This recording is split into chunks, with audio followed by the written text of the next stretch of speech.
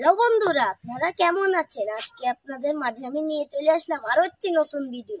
আজকের ভিডিওটা হলো আত্মভোলা আইনস্টাইন পার্ট 2। যারা যারা পার্ট 1টা দেখেননি, ডিসক্রিপশন বক্সে লিংক আছে, সেখান থেকে দেখে আসি। চলুন শুরু করা যাক। একদিনের ঘটনা। প্রিন্সটন ইউনিভার্সিটি অফিস ছুটির সময় হঠাৎ টেলিফোনটি বেজে ওঠে। একজন অফিস কর্মী টেলিফোনটি রিসিভ করেন। টেলিফোনের অপর প্রান্তের ব্যক্তি বলেন, আপনাদের অফিসের ডিন সাহেবের বাড়ির ঠিকানাটা কি পাওয়া যাবে? আসলে ডিন সাহেব হলো বিজ্ঞানী আইনস্টাইন। ওই অফিসে সবাই তাকে ডিন সাহেব নামেই চেনে। তারপর অফিস কর্মী বলেন, না, আমরা তো অপরিচিত কাউকে ডিন সাহেবের বাড়ির ঠিকানা দিয়ে দিতে পারি না। আপনি কে বলছেন? টেলিফোনের অপর প্রান্তের ব্যক্তি বললেন, বাপু, মানে আমিই তো আইনস্টাইন। আসলে আমি আমার বাড়ির ঠিকানাটা ভুলে গিয়েছি।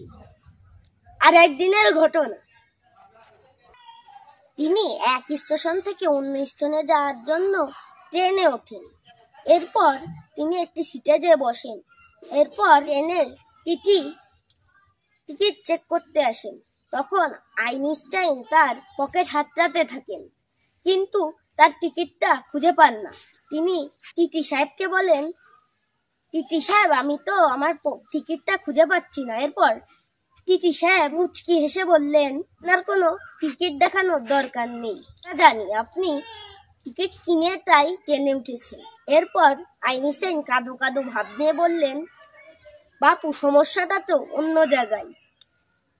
টিকিটে লেখা ছিল আমি কোন স্টেশনে যাচ্ছি, কিন্তু আমি তো ভুলেই গিয়েছি আমি কোন স্টেশনে নামব।